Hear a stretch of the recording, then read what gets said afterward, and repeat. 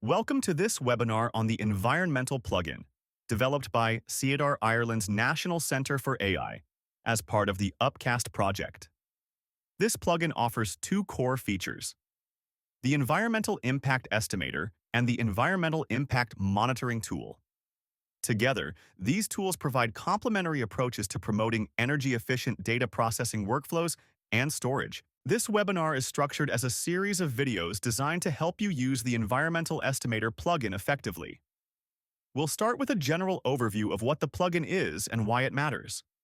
Next, we'll explore its core features, beginning with the REST API and demonstrating how to connect and use it in practice. Then, we'll walk through the real-time monitoring tool, focusing on tracking power consumption and gaining valuable insights.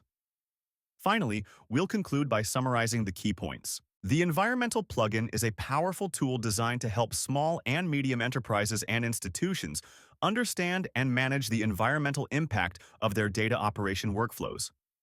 It provides estimates and continuous tracking of energy consumption, emissions, and the associated costs linked to data processing and storage.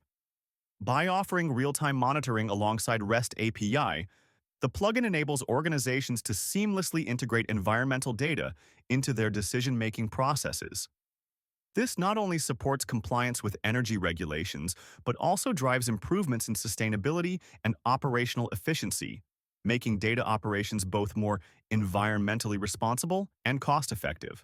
You can request access to the plugin or request further information via this form.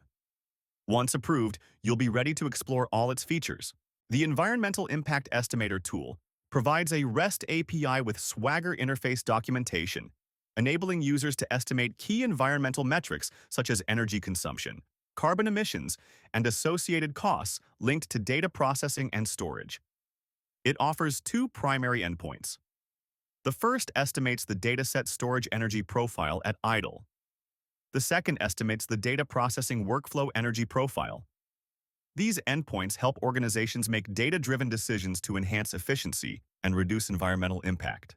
By leveraging the tool's estimated results and optimization recommendations, small and medium enterprises and institutions can achieve significant benefits. First, they can boost energy efficiency and cost savings by applying strategies that reduce carbon emissions. Next, they can optimize resource use, enhancing computational and storage efficiency, which lowers both environmental impact and costs. Additionally, they promote sustainability and ensure compliance by proactively aligning with environmental goals and regulations. Finally, organizations contribute to their environmental, social, and governance objectives by demonstrating a tangible commitment to responsible and sustainable practices. Together, these steps empower businesses to operate smarter, greener, and more responsibly. To get started with the REST API, request access by completing this form. Once your request has been approved, you'll be ready to explore all its features. Now, let's move on to a quick demonstration to show you how to use the REST API effectively in practice. Let's start the demo of the Environmental Impact Estimator REST API. First, navigate to the API documentation. Here, you'll find the Swagger interface, which provides comprehensive API documentation, including information about authentication, data storage at idle energy profile, and data processing workflow energy profile endpoints, along with their respective schemas. Next, once you're in the Swagger interface, you'll need to authenticate before accessing the API resources. Click the Authorize button, enter your username and password, and then click Login. Since I'm already logged in, I'll skip this step. If you'd like to try it yourself, please request access by completing the form provided. Once approved, you'll receive your credentials. Then, you'll be ready to explore and interact with all available REST API resources. Once authenticated, I'll show you how to use the endpoints and understand the respective schemas. We'll start with the data storage at idle impact estimator endpoint. Click on the endpoint here, then click Try it out. You'll see a JSON request structure as shown here that defines the required input fields specified in the schema section under Storage Resources. This includes identifier, uniquely identifies the dataset size in gigabytes, representing the size of stored dataset time span in hours, indicating how long the data remains stored. Storage system model, specifying the hardware used, storage system size in gigabytes, represent total storage capacity, geographic location country, refers where the storage infrastructure is physically located. After providing these fields, click Execute. The API will return JSON response with valuable insights to you. This includes identifier and timestamp that are linked to the results of your request, stored dataset energy profile, showing metrics such as energy consumption in watt-hour, which is the total energy consumed, carbon emissions in grams, estimated energy cost, storage model efficiency, showing how energy efficient the hardware is, storage usage efficiency, the available capacity utilized, with lower values showing underuse. In addition, the Optimization Scenario section provides tailored recommendations, including power management, to reduce idle consumption, energy waste reduction, to improve utilization, device selection, to adopt more efficient hardware, and data center location, to store datasets in regions with lower carbon intensity. These insights help you assess the environmental and economic impact of data storage and guide strategic actions to reduce energy use, emissions, and operational costs.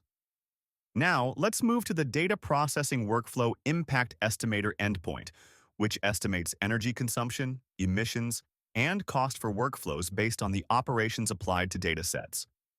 Here, click on the endpoint, then click Try It Out. You'll see a JSON request structure as shown here with two main input objects, Workflow Workload and Workflow Execution Environments. The full list of possible steps and stages is available on the Schema tab. Here, the Workflow Workload, which describes the characteristics of your data processing workflow, including input dataset size in megabytes, the size of the input dataset, estimated execution time in seconds, estimated duration of the workflow execution, and workflow specifications, operations applied to dataset.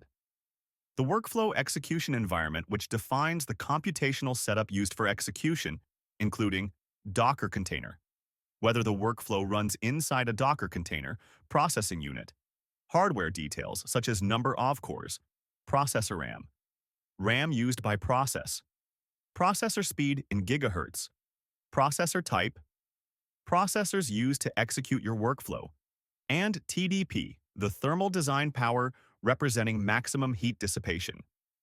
This information is available on most server specifications, storage size, storage system size in gigabytes, and last geographic location country, geographic location where the data processing workflow is executed.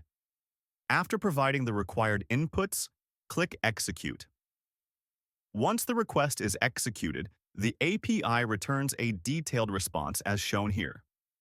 This includes timestamp and data processing workflow, energy profile, which includes the total energy consumption in watt-hours, carbon emissions in grams, and energy cost in euros, along with an explainability section that breaks down contributing factors to total energy use as percentages. Next, the optimization scenarios, which provides actionable recommendations to improve efficiency and reduce emissions. For instance, data center location suggests relocating workflow execution to countries with lower carbon intensity. This feature shows potential workflow carbon emission savings by region.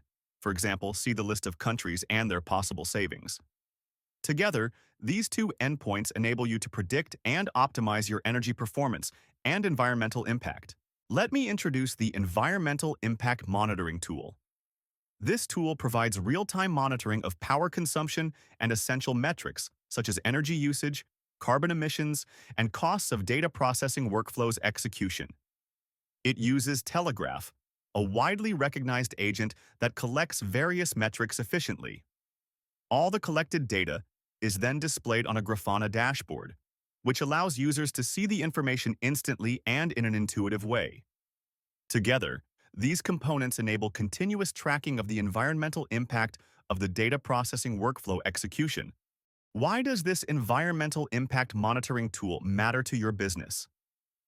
As an institution or a small or medium enterprise, managing costs while staying environmentally responsible is crucial. This tool gives you real-time visibility into power consumption across your data processing workflows. By running workflows in regions with lower carbon intensities and identifying the most energy-hungry processes, you can reduce both your energy bills and carbon footprint. You can optimize your workflow's energy consumption by introducing sleep periods around key processing stages, with these changes clearly reflected on the tool's dashboard. Moreover, embracing this tool supports your commitment to sustainability regulations, giving your business a greener image, which customers and partners increasingly expect. Finally, by making your energy use transparent at every stage, you promote accountability within your team and create a culture of continuous improvement, helping your business become greener and more competitive. So, before starting the environmental impact monitoring tool, make sure Docker is installed and you're familiar with basic container concepts. Request the Telegraph bundle from Ireland's Centre for AI using the provided form here. This bundle includes a pre-configured telegraph.config file, Docker Compose file for easy deployment, and an empty workflow ID file to track your workflow.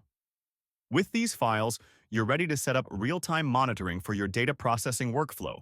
No complex configuration required. Let's run ls, and you will find Docker Compose, Docker file, PID, and pre-configured Telegraph files. Next, let's run the container. The Telegraph container will then start in detached mode, as you can see. Let's confirm the container started successfully by running the log. As shown below, metrics have been correctly loaded, services have started, and Telegraph is connected to the InfluxDB. Here, you can also see the workflow execution ID displayed. Next, let's execute the data processing workflow. As shown, the workflow is started and Telegraph begins collecting metrics in real time. Then, you will see the results in the Grafana dashboard. Click on the workflow PID here. Following this, select the desired time range from here. The power results chart is then displayed at the bottom left corner in real time here. You will need to zoom out for a clearer visualization in real time. Now, go back and check the running workflow. Here, the workflow is still running. Next, let's check the logs to verify whether the metrics are being collected correctly. As shown, the metrics are being collected successfully. Then, return to the dashboard and click Refresh to update and visualize the real-time power trends.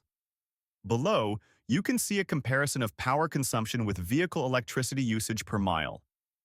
In the bottom right corner, the dashboard displays the workflow's carbon and operational costs across different regions. Next, return to the workflow execution to check its status, whether it's still running or completed. In this case, it's still running. Then, view the logs and verify the displayed metrics to ensure that data is being continuously collected. Next, return to the Grafana dashboard. Here, you can view the real-time power monitoring trends of the workflow. Click Refresh to update the data and observe the latest trends. This power trend represents the power consumption of the monitored data processing workflow. Next, check the running workflow. It is completed. Then, return to the dashboard, click Zoom in, and observe the overall power consumption here. For GPU power monitoring, request the bundle from Cedar, which includes a script for collecting GPU metrics. This feature is currently available only for NVIDIA GPU metrics monitoring. The setup and procedures are similar to the CPU monitoring process. As shown here in this dashboard, the bottom left displays GPU power, memory, and GPU utilization top right, and execution region in bottom right. This map highlights greener regions, helping you choose carbon-efficient execution locations and optimize both GPU performance and sustainability. By introducing sleep periods before and after specific stages of your data processing workflow, you can isolate and analyze the power consumption of those stages.